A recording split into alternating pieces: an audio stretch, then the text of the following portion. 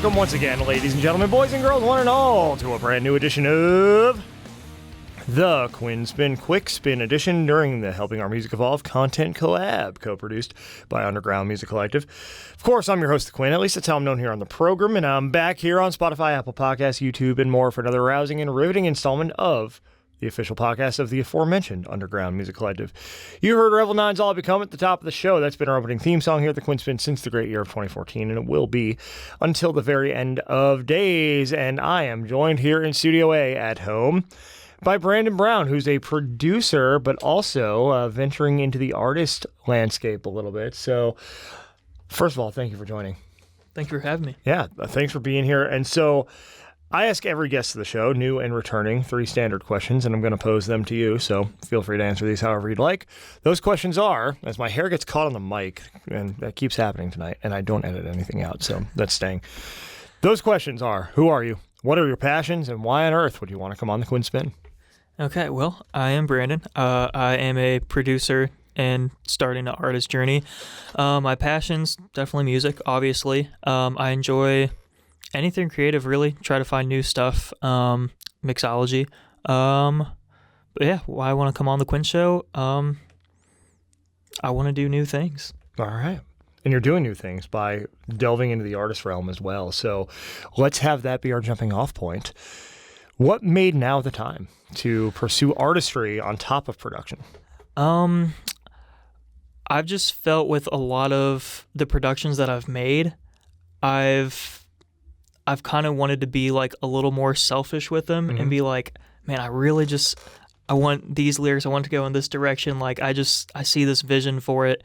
And so, yeah, I'm kind of ready to just like make music that I really want to make and something that I believe in and have it go down a path that I feel is right for me. Mm-hmm, mm-hmm. We had talked a little bit offline too. You're still kind of finding like, who you are as an artist and as a brand, and like how to incorporate that into what you're creating. As far as like themes, messages that you want to spread, as far as, values you want to put forth in your music, have you come across anything or maybe nailed anything down that is taking the lead as far as what you want to communicate? Yeah, I would say probably having a vision for a greater purpose. Mm-hmm. So kind of just seeing things, it's going to vary from person to person, but basically for me, it's what's beyond my daily life. So it's not necessarily like what's beyond life, but just when I'm kind of just like stuck in my little day-to-day, like work, routine, finding the greater purpose in all of that. Mm-hmm. Mm-hmm. Mm-hmm. As speaking of purpose, what do you feel taking this artist journey will uncover about yours? I feel like I have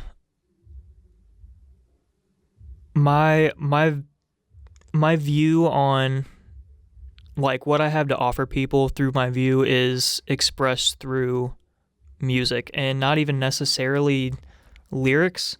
It's more of the feeling I create through the production. And so that's one thing that makes me a little, like one thing I'm starting to learn more with the artist stuff is like more lyricism. But yeah, definitely strong point would be using the production to convey an emotion. What has production taught you about, in working with other artists, and seeing them on their journeys? What has that taught you about this process of becoming an artist? And what are you carrying over into yours? I guess it's just working with the different genres, and then finding, for me, as somebody who doesn't like necessarily listen to all those genres, it's finding those similarities and then with the way I produce them, like finding the similarities that I've made and then kind of like picking that out and being like, okay, that's kind of my sound, I guess. So finding your sound, through the other sounds that you've created. Yes. Yeah. And are there any artists that you're drawing inspiration from right now? I love Nothing Nowhere. Recently I've really been into Holly Humberstone. I would say I used to have a big influence on 21 Pilots from their earlier era.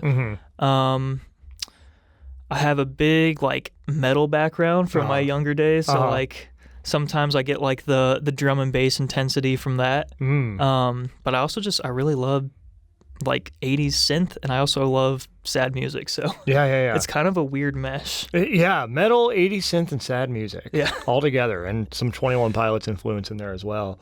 I love early 21 Pilots, by the way. Yeah. Like Vessel and Blurry Face in particular, I think are the two strongest records right now, in their catalog. And like just the innovation and like, especially Vessel, how erratic that record was. Yeah.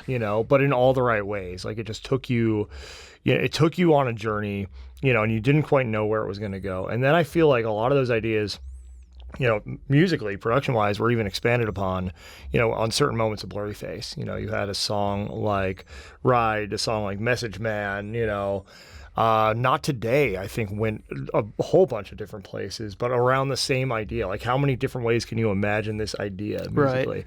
And I feel like that those two albums in particular, not to discredit any of the stuff that's happened since, was really them like at the height of their like experimental powers. A lot of fun on those records. I became a fan of theirs by seeing them. They were actually playing a free show in Philly when I lived up in the Northeast, and I'd heard House of Gold.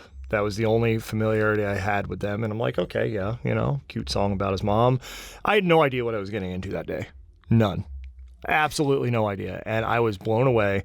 Immediately went back to my girlfriend's house at the time because we were down, and she lived right outside of Philly, and like listened through the whole album, Vessel, and like I was hooked. I was a fan. Like, if you've seen that, have you seen them live? Yes. So if you've seen them live, you're a fan then. Like, there's no way around it. The show they put on, the energy they put forth, and the way that they make that feel like just one big community, I love live music too. Yeah.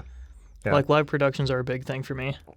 So the production itself, like the stage production, does that speak to you in a similar way to the music, or what do you? Yeah, I'd actually say so. So like certain moments with production, I think they can be complemented heavily by visual aspects as well. So when you can kind of like put what's inside your mind, not just through a music video, but like through an actual in-person experience, then you'll really feel a certain kind of emotion through that. Yeah. Did you see 21 Pilots live when they were doing the hamster ball during Guns for Hands? Yes. Yeah. Yep. I still got a video on my camera roll from that. What an incredible moment. And then that's around the same time they were bringing Mario Kart out on the stage too. They did that on that tour as well. Yep. That was the Blurry Face tour, I think. Yeah, because I saw that tour, and the night I went to it, this was in Allentown, Pennsylvania, Mario Kart glitched and they couldn't do it. Oh. Like something wasn't working. And I don't know if this is true, but I heard that nobody ever beat Tyler. Really? Yeah. I'd believe it. At least from the show I was at, no one had beat him up to that point. Well, I mean, if you're going to bring Mario Kart out in front of that many people and you're going to play it, you better be good, Yeah. Because if you're not, what's the point? Yeah. If you're not just going to smoke everybody you play, why even do it? Where can they learn more about you online? Brandon Brown Music on Instagram. That's about all I got right now. All right, so go and follow Brandon, follow the journey. We wish you well on the artist journey. Thank you very much. Thanks for having me. Absolutely. Thanks for coming. This has been the Quinn Spinn, 2 N's and Quinn, 2 N's and Spin. Follow us on Spotify, Apple Podcasts, YouTube, and more. Also on the socials, Instagram and Threads is Quinn Spinn Official. Facebook and TikTok is The Quinn Spinn. UMCNashville.com is our central hub for all things independent music, creativity, community, and more. Find that at UMC Nashville on most of the socials. There goes that hair again, getting stuck in the mic. And UMC Worldwide on Facebook. At Nash Live Shows has your hookup for some innovative live music experiences here in Nashville.